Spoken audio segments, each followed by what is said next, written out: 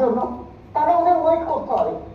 আর দুই হচ্ছে ওরা ইমিডিয়েট যদি কিছু রিলিফ চায় ফ্যামিলি চালাবার জন্য, যতক্ষণ রিভিউ না হচ্ছে সেটা আমরা একটা মানবিকতার সাথে কিছু একটা ভাবতে পারি।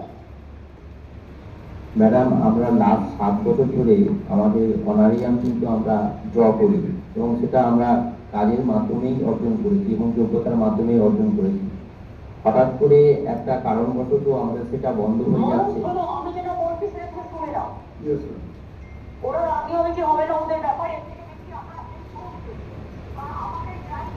আমাকে আইনের বাধ্যবাধকতার মধ্যে করতে হবে।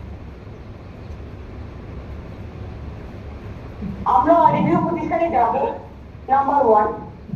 টিচারদের জন্য যখন যাব, আমরা গ্রুপ সিটি যারা আছে তাদের জন্য যাব। একটা কথা পরিষ্কার, টেন্টেড আনটেন্টেড আমি এখন বলতে যাবো না, তার কারণ আমি জানি না, আমার কাছে কোনো লিস্ট আমি সেভাবে পাইনি উইথ এভিডেন্স। যখন ওইটা নিয়ে আমি রিভিউ করবার পর এটা নিয়ে ডিসিশন নিতে পারবো।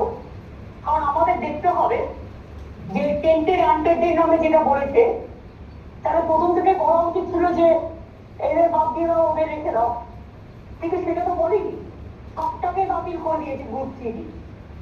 আর 2 হচ্ছে যে আমাদের দেখতে হবে যে এভিডেন্সে কি আছে। একটা দেখুন, আইনে হচ্ছে 1000 জন স্কট ফ্রি হতে পারে, প্রিন্সিপাল অফ ল, কিন্তু একজনও ইনোসেন্ট যেন শাস্তি না পায়। এই দিকটা ভেবে আমার যেটা মনে হয় সেটা যেটা তোমরা করতে পারো, আমি এডুকেশন ডিপার্টমেন্টকে এর মধ্যে রাখবো না। কারণ যেহেতু এডুকেশন ডিপার্টমেন্টের বিরুদ্ধে চেষ্টা চলছে, আমি কথা দিচ্ছি যে আমাদের গভর্নমেন্ট গ্রুপ সি, গ্রুপ টি এবং টিচার সবার জন্যই রিভিউ পিটিশনে সুপ্রিম কোর্টে যাবে।